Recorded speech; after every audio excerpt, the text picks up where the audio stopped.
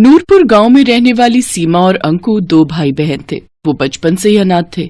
उनके माता पिता का देहांत कई साल पहले हो गया था। वो दोनों कूड़ा बिनने का काम करते थे। दीदी, बहुत दिन हो गए, कुछ अच्छा नहीं खाया, आज कुछ अच्छा सा खिला दो। बस इतनी सी बात, चलो मैं खिलाती हूँ। दोनों कल्लू हलवाई की दुकान पर गए और एक एक समोसा खाया। आज तो मजा ही आ गया दीदी, अगर ऐसा ही खाना रोज मिल जाए तो मजा ही आ जाए। नहीं भाई, रोज रोज हम ये अमीरों वाला खाना नहीं खा सकते। हमारे पास जितना है उसी में संतुष्ट रहना सीख। कुछ रोज बाद उस गांव में तेज बारिश आई और उनकी झोपड़ी बह गई। उनके पास जो भी सामान था वो बारिश में बह गया। दीदी आप रो मत, हम सेठ को जाकर बताते हैं तो वो हमारी कुछ न कुछ मदद जरूर करेंगे। वो खड़ूस कहीं का सेठ, वो तो एक नंबर का लालची है। भला वो हमारी क्या मदद करेगा। चलो तो दीदी एक बार हम उनको अपनी परेशानी बताते हैं। उनका सेठ बड़ा ही खड़ूस था। वो हमेशा उनको कबाड़ के बेहद ही कम पैसे देता था। कुछ देर बाद वो दोनों सेठ के घर पहुँचे और सीमा ने मालिक से कहा, सेठ जी कुछ पैसे चाहिए, खाना खाना है। बारिश में हमारा घर और सब सामान बह गया। हम जल्दी कबाड़ा बिनकर आपके पैसे लौटा देंगे। तभी सेठ की पत्नी उर्मिला भी वहाँ आ जाती है। उर्मिला बहुत ही बुरे स्वभाव की थी। पैसे क्या पेड़ पर उगते हैं? सेठानी जी आप जो कहोगे मैं करूँगी। मेरा छोटा भाई है, इसे लेकर मैं कहाँ जाऊँगी। आपकी दुकान के बाहर जो टीन का छप्पर है उसके नीचे ही रह लेंगे। ठीक है रह लेना, लेकिन दुकान के बाहर क्यों? यहाँ हमारे तबेले में रह लेना, लेकिन उसके बदले में तुम्हें मेरे घर का सारा काम करना होगा। रहने के साथ 2 वक्त की रोटी भी दूंगी तुम दोनों को। बोलो मंजूर है? ठीक है मालकिन, मुझे मंजूर है। बारिश का मौसम था। दोनों भाई बहन तबेले में जो खाली जगह थी वहाँ बोरा बिछाकर सो जाते हैं और अगली सुबह घर का सारा कामकाज निपटाकर कूड़ा बिनने के लिए निकल जाते हैं। दीदी आज सेठानी के घर पकवान बनने की बहुत ही अच्छी खुशबू आ रही है। लगता है कचौड़ी बन रही है। आज तो मजा ही आ जाएगा कचौड़ी खा के। मैं तो सोच रही हूँ जल्दी से थोड़े से पैसे इकट्ठे हो जाएं, फिर हम अपनी झोपड़ी फिर से डाल लेंगे। तब तुम्हारी ये बहन तुम्हें अपने हाथों से कचौड़ी बनाकर खिलाएगी। कुछ देर बाद सेठानी 4 सूखी रोटी और रात की दाल लाकर उन्हें थमा देती है। सेठानी आप तो कचौड़ी बना रही थी। अंकु कब से उसकी ताक में बैठा था, उसका बहुत मन था।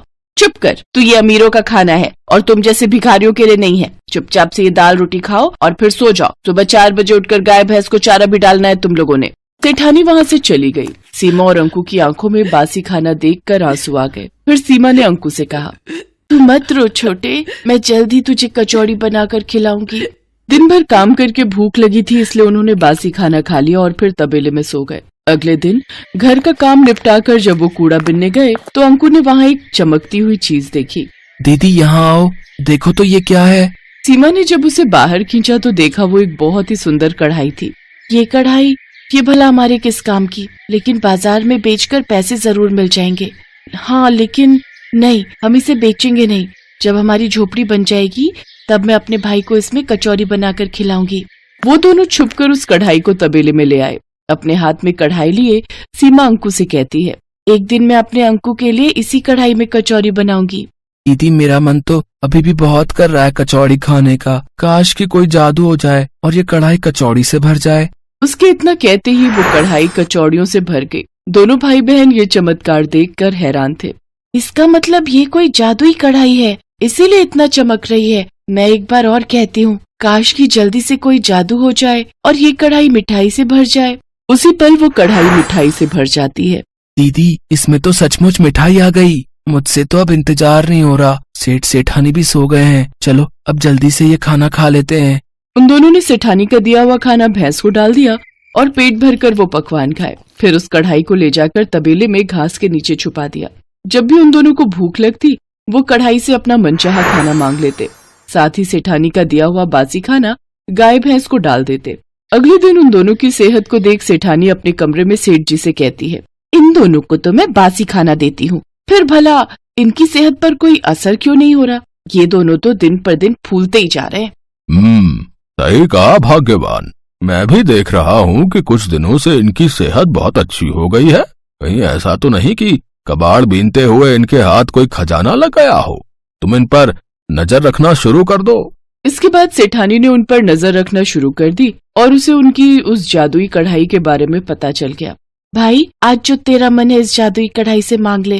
काश कि कोई जादू हो जाए और ये कढ़ाई मैगी से भर जाए। पल भर में ही वो कढ़ाई ढेर सारी मैगी से भर जाती है।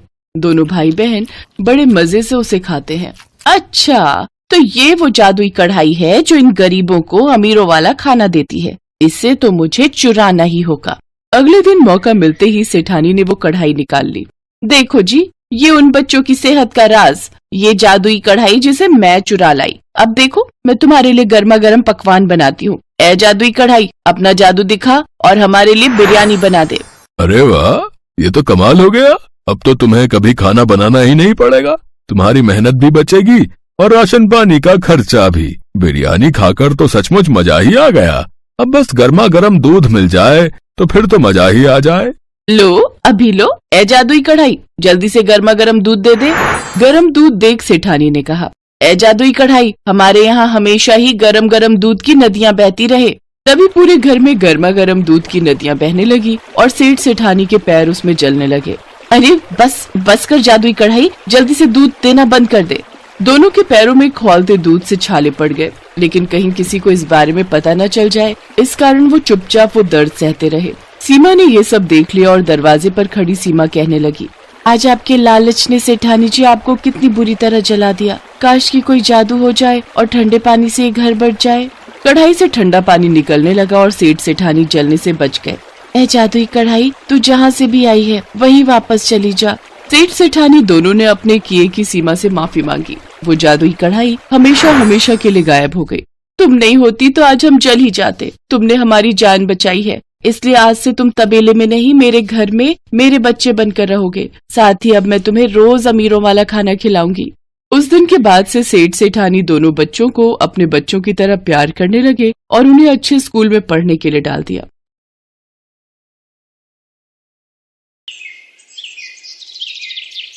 सब्जी ले लो, सब्जी हरी हरी ताजी बढ़िया सब्जी। ओ भैया, सब्जी वाले, जरा रुकना। हाँ बोलिए माताजी, क्या दे दूं? आलू, प्याज, टमाटर, भिंडी, गोभी, टिंडा, करेला, शिमला मिर्च, तोरई, सब बढ़िया बढ़िया लाया हूँ सब्जी। एक करेला दे दे। बस एक करेला? एक मतलब 1 किलो ना, अभी तोल देता हूँ। अरे अरे, इतने सारे थोड़ी, एक करेला। मुझे बस एक ही करेला चाहिए, 1 किलो नहीं। एक करेला थोड़ी दूंगा माताजी, उसमें क्या तोल भाव करूंगा बताइए। अरे जब चाहिए एक तो एक ही खरीदूंगी ना। तू तौल कितना है, मैं तुझे अपने हिसाब से पैसे दे दूंगी। 5 रुपए का बन रहा है एक करेला। इतना जरा सा करेला 5 रुपए का? पागल समझा है क्या मुझे? ये पकड़ 2 रुपए और करेला इधर दे। हाँ दे रहा हूँ माताजी, और बताओ क्या लेना है? बस और क्या लेना है, एक करेला काफी है। आज इसकी सब्जी बन जाएगी, कल दोबारा आएगा तो फिर कोई सब्जी ले लूंगी। कैसी कंजूस है ये माताजी। एक टिंडा, एक टमाटर, एक प्याज और आज एक करेला।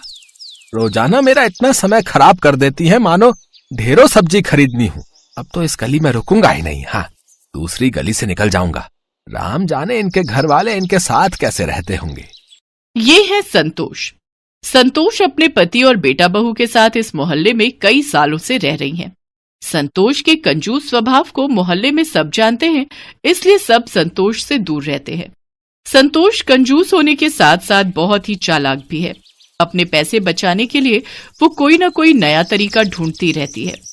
बहू, इस करेले के 6 टुकड़े आराम से हो जाएंगे, हम सबको पूरे होंगे। एक प्याज डालकर इसकी सब्जी बना लेना, रात में कोई इतना नहीं खाता। एक करेले की सब्जी पूरी हो जाएगी। बस जहां देखो वहां कंजूसी करके अपने पैसे बचाती रहती हैं। भला एक करेले की सब्जी पूरी होगी? सूंघ सूंघ कर खाना पड़ता है सब कुछ। मन ही मन क्या बुदबुदा रही है? अब कुछ नहीं माँ जी, वो चीनी का डिब्बा खाली हो गया है, चीनी लौटनी थी। क्या चीनी खत्म भी कर दी? कितनी चीनी लगा देती हो बहू। जाओ भंडार घर से डिब्बा उठा कर लाओ, मैं खुद दूंगी, अपने आप मत लेना। शालू चीनी का डिब्बा ले आती है। ये हुए 5 चम्मच, 8, 9 और ये हुए 10।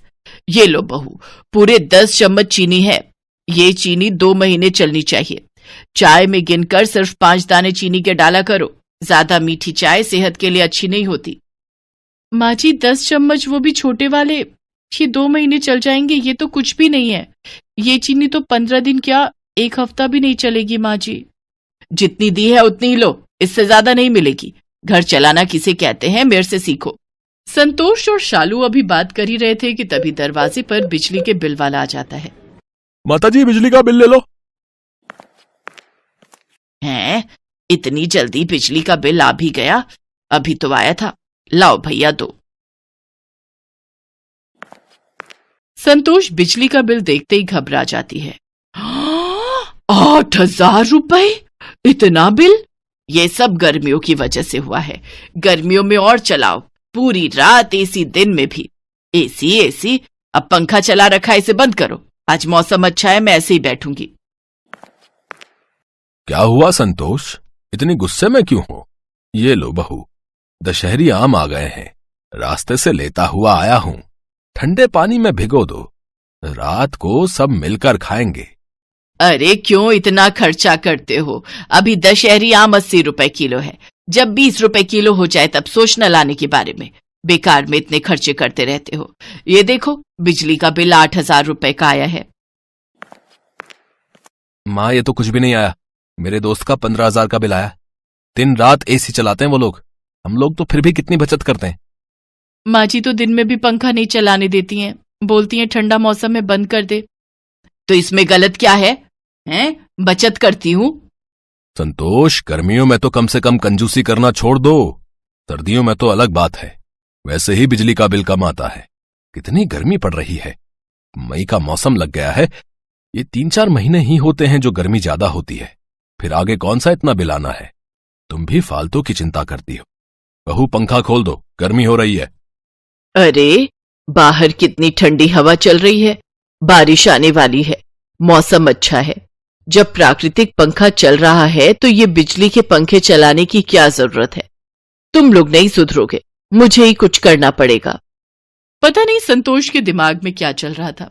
एक दिन संतोष टीवी में एक नाटक देख रही थी जिसमें उसने देखा एक औरत ने मीटर की सेटिंग करवाई थी जिससे उसका बिजली का बिल बिल्कुल भी नहीं आया, और वहीं से संतोष का दिमाग घूमने लगा। उसने एक बिजली की दुकान पर काम करने वाले एक लड़के को अपने साथ मिला लिया और उसे रिश्वत देने लगी। देखो भैया, मैं तुम्हें अभी के अभी 200 रुपए दूंगी, इस बिजली के मीटर में सेटिंग कर दो ताकि बिजली का बिल कम से कम आए, और ऐसी सेटिंग करना कि बिजली विभाग वालों को पता न चले। माताजी चिंता मत करो, हमारा तो ये रोज का काम है। मैं मीटर में ऐसी सेटिंग कर जाऊंगा ना कि बिजली विभाग वाले ढूंढ ही नहीं पाएंगे। पर 100 रुपए और बढ़ा दो माताजी, बड़े कम दे रही हो 200 रुपए। एक काम कर, तू जा, मैं किसी और बिजली वाले को बुला लूंगी। 200 से 1 रुपया ऊपर नहीं दूंगी। करना है तो कर, नहीं तो और भी बिजली वाले हैं मेरी नजर में। अरे अरे माताजी आप तो गुस्सा हो गए। कर रहा हूँ ना, कर रहा हूँ। ये लो, बस हो गया आपका काम। ये लो, कर दी मैंने सेटिंग, अब आपका बिजली का बिल कम से कम आएगा। संतोष खुश हो जाती है कि जितना मर्जी पंखे, कूलर, एसी चलाओ, बिल आएगा ही नहीं।